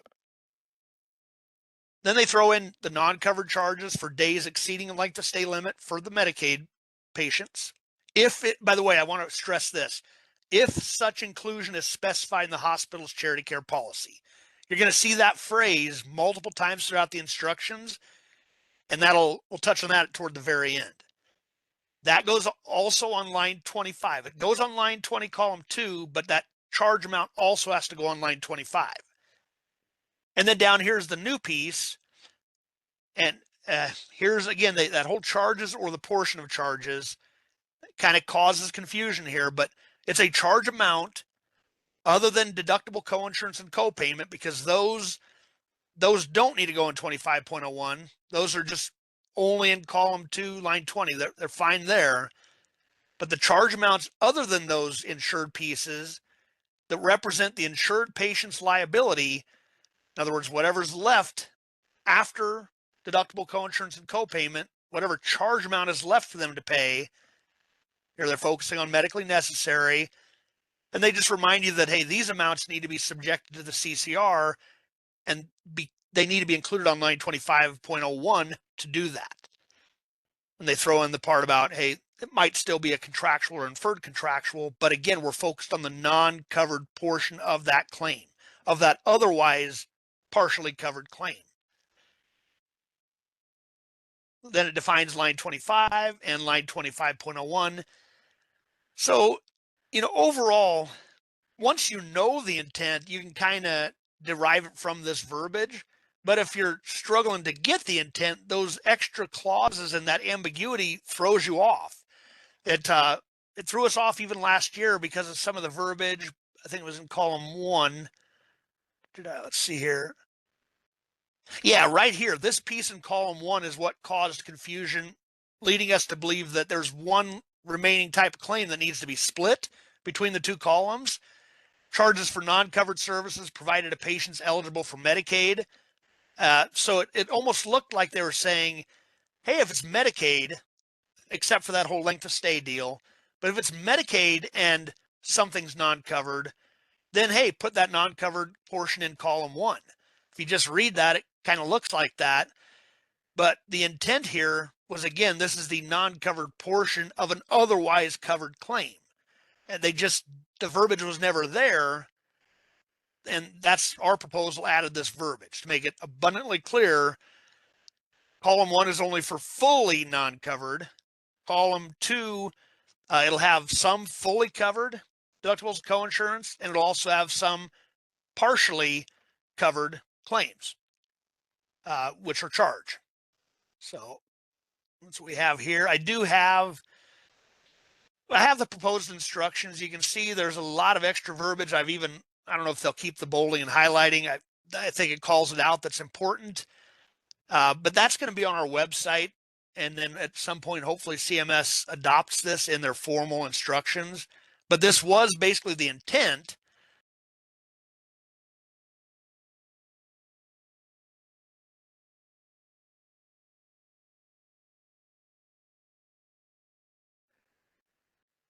And I do, even after looking at it, I do see a few additional things where I could be clearer. So I might put those through too. And I have actually updated the slides, and I'm going to update our website too. We talk about that whole inferred contractual deal, and I go into great length because, again, automobile insurance, it depends on the situation. It may or may not be an inferred contractual. So a few times that happens. Workman's comp I explained. And then I tried to make it abundantly clear what needs to go in line 25 and the fact that it needs to also be in line 20, column 2. And we're going to see in the next couple slides here why that matters. The rest of it is just clarification of the 25 and 25.01 instructions. So I just left in there for informational purposes. And again, use the new version of the PowerPoints that I'll send out afterwards, because there have been some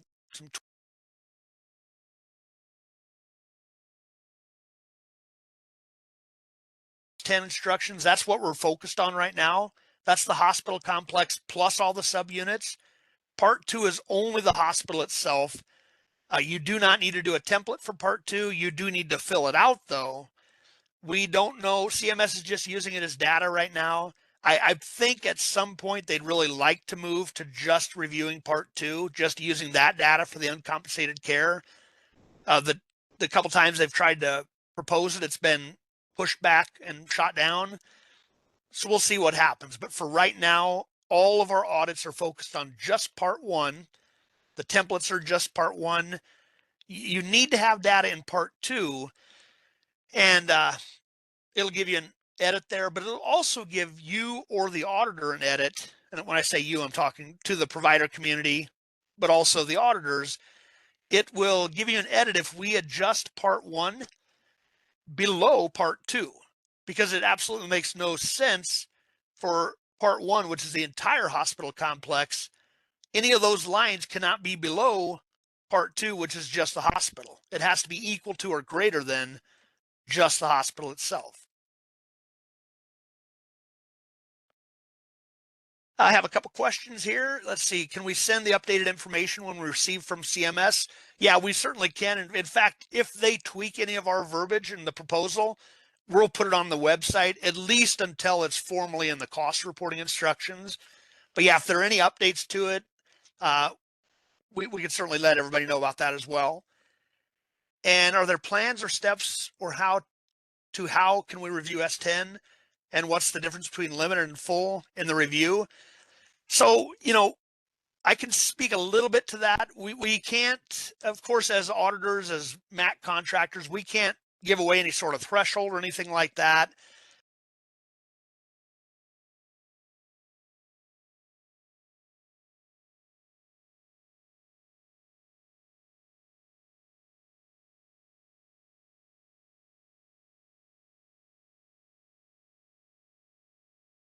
ICMS, some of it's auditor judgment based on what they found, what the risk they found, which items are they going to look at further. We can't specifically say what's different between the limited and full. There are definitely different levels of work, some steps that we need to do if we've determined there to be a lot of risk in that unit for one reason or another. Sometimes it's just a materiality dollar amount, and there might be other things that lead it to jump over to a full. But yeah, we can't really share any of the specific steps to the provider community, unfortunately. A lot of the things I'm talking about here are basically the things that I can share, like as far as what types of questions might we ask, what types of documentation might request. But again, that doesn't mean you're always going to get those requests, because maybe that was just limited review. Maybe there was no risk identified or low risk identified, so we didn't have to do that more in-depth level of detailed testing. So yeah, I know that's not the answer people would like, but that's unfortunately, we can't share everything. We can't share audit protocol, basically. The next piece here we have is just to point out that they had all the dates in the cost reporting instructions. Make sure to look for the 10-1-22. Quick point about the S-10 instructions. There's an S-10, kind of a main line here. That's where you find all the definitions. Part 1 is what we're focused on, the hospital complex. Part 2 is just for the hospital, although for whatever reason they put the template instructions in part 2. So just a note there. Quickly, I know we have about 23 minutes left. A lot of these other slides are repeats, and I'm just gonna touch on some of them, except for the scenarios in just a bit. But quickly, line 30 is what we end up looking for. That's what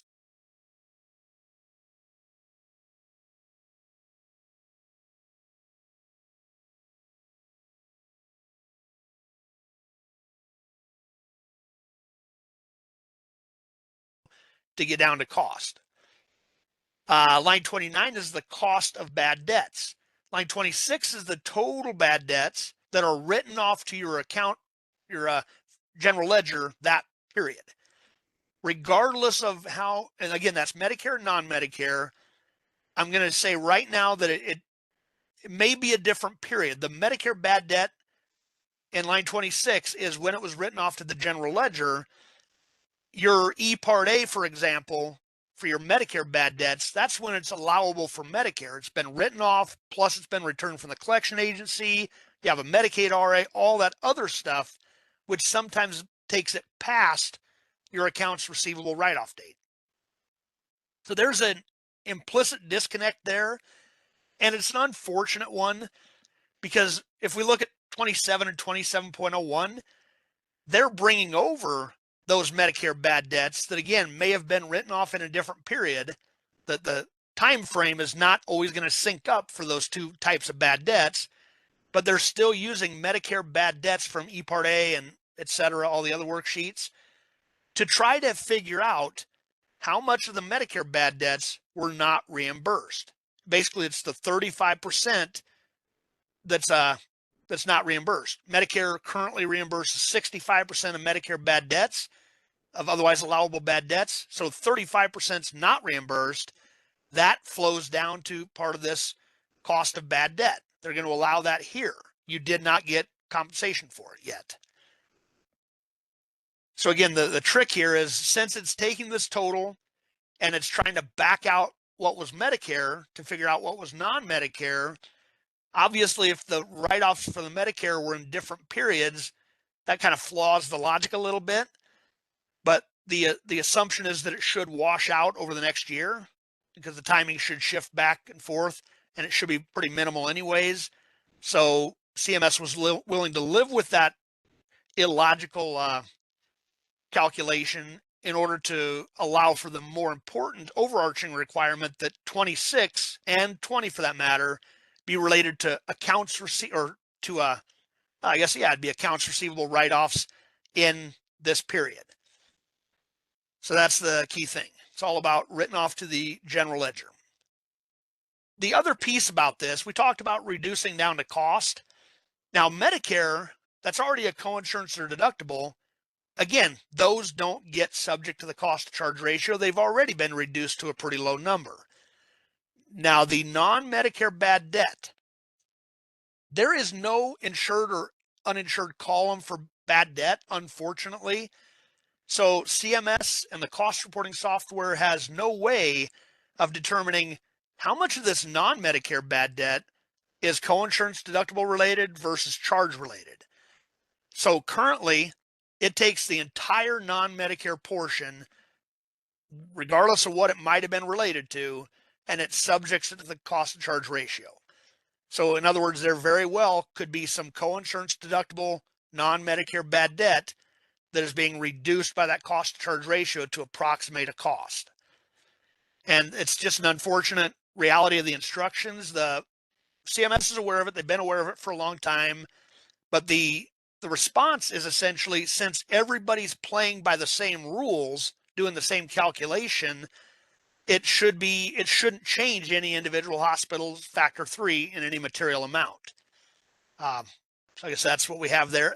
Now, the only thing to say there is if one hospital has a significantly larger portion of non-Medicare but also non-insured bad debt, or actually the other way, if they have a significant portion, a much higher portion than any other hospital of non-Medicare but insured bad debt, then that extra amount of coinsurance deductible is getting reduced to the cost by the cost charge ratio.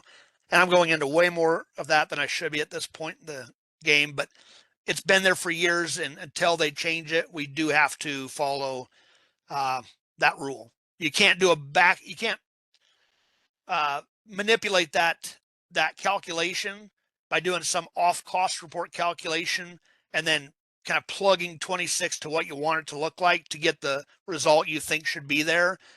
Regardless of how right it may seem, you can't do it. And then you'd have some providers playing by the rules, others not. So that's, again, way more on bad debt than I should have talked about there. The other piece, well, we talked about the cost, so we're good there. And we've already went through the bad debt piece. This is just the writing of that. I went off script. It wasn't really a script to begin with, but I went ahead of time. Yeah, this is all everything I just summarized a bit ago. So now we're going to focus on what we do need to input. And again, some of this is just a repeat, but I think it's a good repeat to reiterate it. I'm not going to go through it again because we are running a little short on time. This is everything I've said about what goes in the uninsured patient column. So it's all about the entire claim being non-covered. Now I think 5 slides are going to really drive home why it's important to get it correct. So we're going to go through assumptions that build on one another.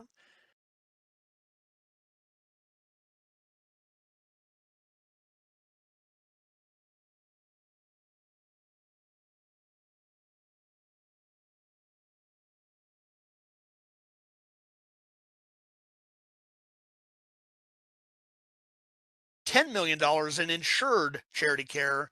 And for simplicity, we're saying these are all fully covered claims. There's not yet a partially covered claim issue in this example. So 100 million here, 10 million here in column 2. Notice that column 2, none of that amount gets reduced by the cost charge ratio. The entire 10 million flows. The uninsured, we started with 100 million. Every bit of that gets reduced down to 10% by that cost to charge ratio. You're taking a charge backing it down to a cost. In other words, cost is 10% of the charge. So 10 million of that 100 million is allowed as cost. Over here, you have a total of 20 million that's going to make it, at least for the charity care portion. There's going to be bad debt down below. We're just focusing on charity care right now. And let's take the next one down. Now we're adding a little bit to it. Now let's say the auditor, because again, the provider submitted the first two lines. They thought it was correct. Maybe the auditor found that 1 million of that insured amount was actually fully non-covered claims. So they took the million out of insured, added it to the uninsured, and what that means is now that million is now being reduced. So you essentially lost $900,000 of that reimbursement, because when it was insured, it wasn't reduced, but now that it's uninsured, it's reduced. Your new resulting amount is 19.1 million instead of 20 million. Still no partially covered issues yet. This was a fully covered claim that just needed to be moved. Now this one, scenario 3, let's say it's a mistake. We thought initially, the auditor thought initially it was a fully covered claim, but now they're finding out that that claim, let's, for simplicity, just say it's $1 million claim. I know that's extreme. Let's just say it's one claim, and it was actually a partially covered claim. So there was part of the claim that was covered, but then $1 million of that claim was not covered. So it's partially covered, and therefore we don't want to move it. We can't move it to uninsured. In the prior years, certainly 2 years and more ago, that's exactly what we would have done. That partially covered claim would have just been split between the two columns. Again, the end result's going to be the same. But here, let's say they realized it's partially covered and they thought it was a Medicaid length of stay issue. So they used line 25. In other words, they put it back in insured. They put it back, or no, they didn't. In this case, they didn't yet put it back. They figured, they misunderstood the instructions, and they said, oh, that means this million can't be up here and uninsured. It has to be down here in line 25, and that's the only place that million was put. Again, this is a mistake. Notice they did not put it back in the insured to bring it back up to 10 million. Again, they mistakenly removed that amount from line 20, column 2. Notice that that brings the total cost down to 18.1 million. That is wrong in this case. So now they corrected it. Maybe the supervisor talked with them, or maybe there's pushback from the provider, whatever. We're fixing it now. And we still know it's a partially non-covered claim, but we realized that this 1 million that was down here also needed to stay as part of the amount up in insured. So that 9 million plus the original million that was in there. So this was restored back to 10 million.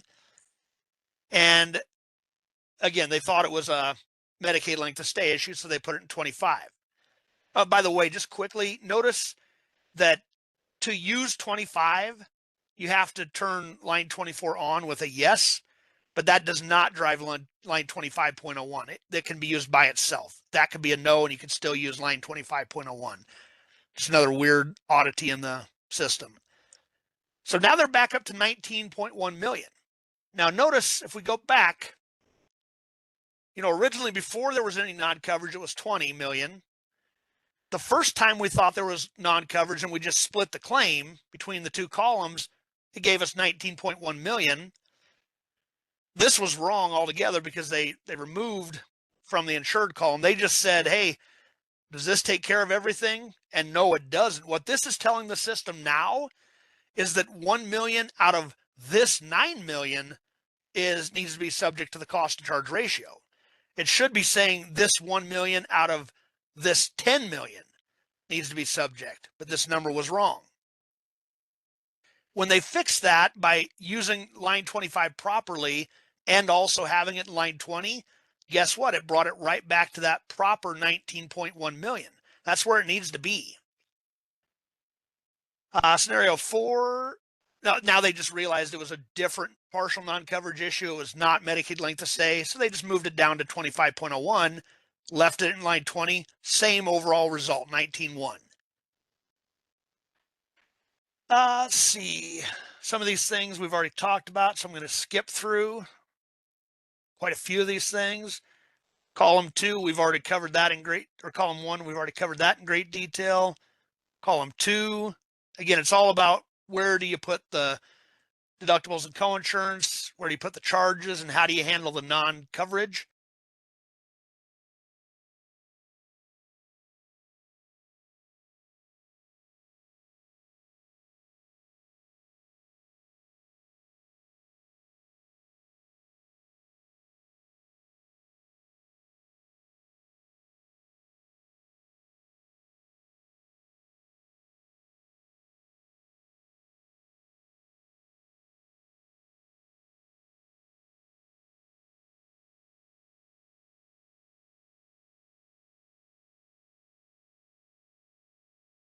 Bad debt, because you're much more likely to get a higher amount of reimbursement that way than having that same amount brought over to charity care on S-10.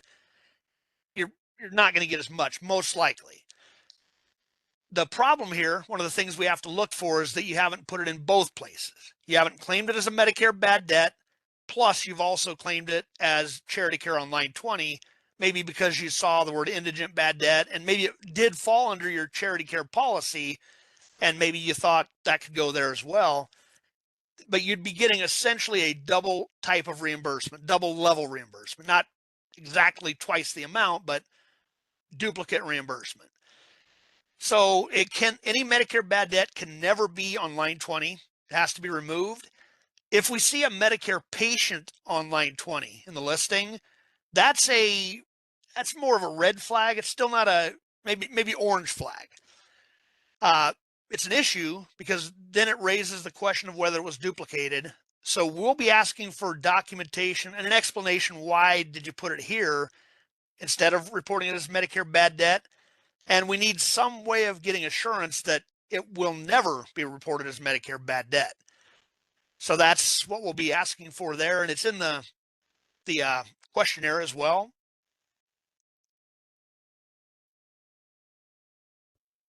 Payments, just quickly, I'll go through those. I think I have I don't even have the history in here anymore. Line 22, if we have a screenshot, line 22 it offsets any charity care you had on line 20. It's a reduction. The idea here, the only purpose of line 22, it should be relatively rare. It should be pretty much small. It's a situation where you wrote a patient off for charity care. Maybe they already paid their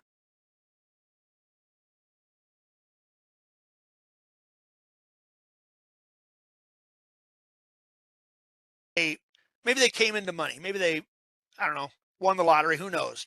Maybe they decided, you know what?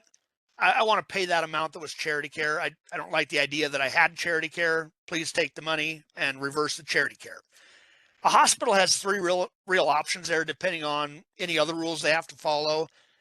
They could simply reverse that charity care and treat it as a payment. Then they'd have to report negative charity care on the listing to show that it was an offset. They could return the payment to the patient and just not accept it. I've heard that many hospitals do that as well. It's already locked up. It's written off as charity care. So there will not be a payment recorded. And in other situations, they take the payment. And if it's a payment against a prior charity care write-off, that's what goes into line 22. And the key thing is it has to be prior charity care write-off. If it's this year that both the charity care and the payment came in, we don't want to see either of them on either listing.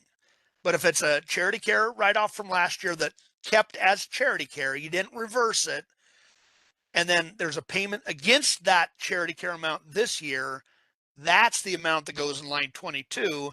And again, it should be relatively rare. I'm not saying super rare, but somewhat rare. It shouldn't be a big amount.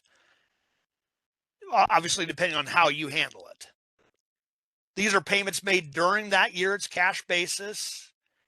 There are some scenarios here, and these really intend to draw out the fact that you have to determine, was that patient payment against their normal patient liability, in which case we don't want to see it on line 22. We expected that payment, or you expected that payment. Or is it payment against an actual prior charity care. So we're out of time to run through these scenarios. We've done this in the past anyways, but I left them in as information, just examples. Bad debts, I've actually already covered everything we need to there. Well, except for one thing. The bad debt, they changed the label on line 26 to what it really should have been all along. Now it just says bad debt amount. It's kind of a generic term. It used to say bad debt expense, which was never right. An expense in GAAP, generally accepted accounting principles, is an estimate of a bad debt. The actual write-off of the actual amount happens later. We need the write-off. We don't want any sort of estimate. We need the actual amount written off. And that's just not a GAAP approved item. So you can't pull this from the financial statements directly or the working trial balance in most cases. For that reason, CMS requires a reconciliation to back into what that cost report bad debt amount was. Start with one or more elements of your general ledger, and then back into the amount on your bad debt on the cost report. This is an old reconciliation. You can mathematically come up with that number multiple different ways. The simplest way in my mind was to start with your ending accounts receivable. And you're obviously going to have a different, or I'm sorry, your last year's ending, so your beginning accounts receivable, compare it to the ending accounts receivable for the current year. And there's obviously a difference, positive or minus. So there are basically three main things that could impact that balance: patient revenues on account, payments from whoever against that patient's liability, and write-offs. But the thing is, we don't know what the write-off is yet. So we look at the difference between the two balances. We essentially kind of reverse the impact these two items would have had on accounts receivables. You're adding back the patient revenues on account, and then we end up with the write-offs. You have the write-off amount, and you can use that as the next stage. Now we have the financial accounting write-offs. We've imputed it, and then we adjust the things that were not allowed on the cost report. They're allowed in your financial statements, but they're not allowed on the cost report. Again, current year bad debt recoveries, physician and other non-hospital bad debts that are not related to patient liabilities. That gets us to the bad debts on the cost report. You can feel free to tweak this any way you want, but what we can't see is you pulling a number, just bad debt expense. And I know it's a different line now. It's implicit price concessions, but you even can't pull that number and use it as your bad debts for this line. It just won't work. I think I've stressed the importance of the charity care policy because CMS says only things that are allowable per your policy can be included on the cost report. This is just a reminder of all of that. Some of the time frames. We're about 6 years in to after we sent these reminders and after CMS stressed this. So at this point, we do have to make adjustments. We cannot allow certain things like those Medicaid issues or uninsured discounts if they're not very clearly included in your charity care policy as being allowable. Some more information on the file exchange. This is just a repeat from before. We do have a web page out there under the self-service guides and resources that gives you training. There's even a YouTube video out there. Some more information there. It does have a high file size limit. It did change the number of file sizes or the number of files you can have. It's a maximum of 10 per email now, but you can zip them up together. You can zip 30 files together for that matter, and it's counted as one in a zip file. We already talked about the duplications quite a bit early on. I kind of jumped around a little. Special points. Honestly, a lot of these we've already covered. Yeah, we pretty much have the one big thing I want to mention. The reason that clean listing up front is so important is that once we get to the point of selecting a sample, a statistically valid sample, and then detailed testing, if we happen to find like a code that's not allowable, we can't go back and say, hey, go ahead and let's back up, remove all those and start again. obviously we're halfway through the audit already by that point. So that's why it's so important to get that clean listing up front. And that query logic questionnaire tries to do that for you. Talked all about the partial covered claims. We spent most of the time on that. The fact that line 26 is all about the write-off date against accounts receivable, regardless of when it's written off for Medicare. Patient payments we covered. And we're down to the hour, right on the hour, but we have some resources here. Our webpage, again, let me see. It should be updated today. I'm surprised it wasn't by the end of the day yesterday, but it's going to have a few more articles showing the proposed verbiage we have for the instructions. YouTube channel, we've got a few different things out there, including this training that'll be out there for you. And the new templates are here. And we already went through the initial request letter.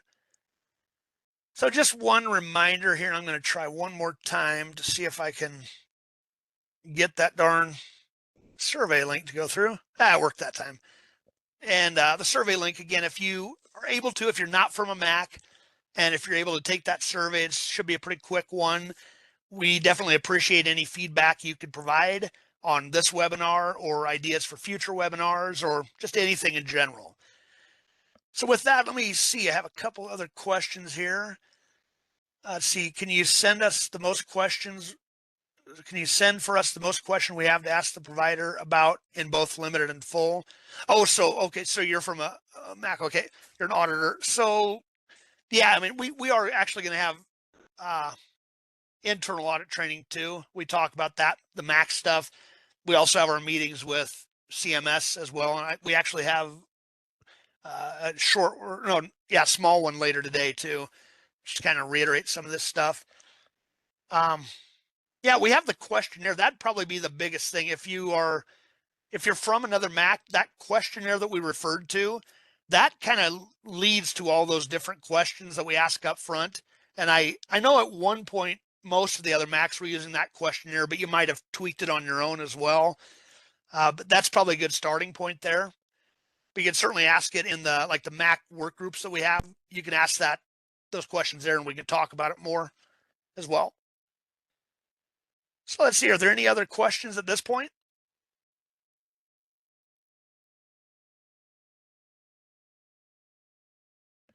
Okay, well, thank you very much for your time today. And again, I'm going to be sending out today, possibly if I can get the recording onto YouTube, I'll send out an email with the recording, with the revised PowerPoints. And then later on, there will be same coordinators I used for the last webinar. They're going to be sending out the CET certificates. That way it's spread out across more people instead of just me sending them out. It'll go out a lot more quickly. So thanks again for all your time and have a great week.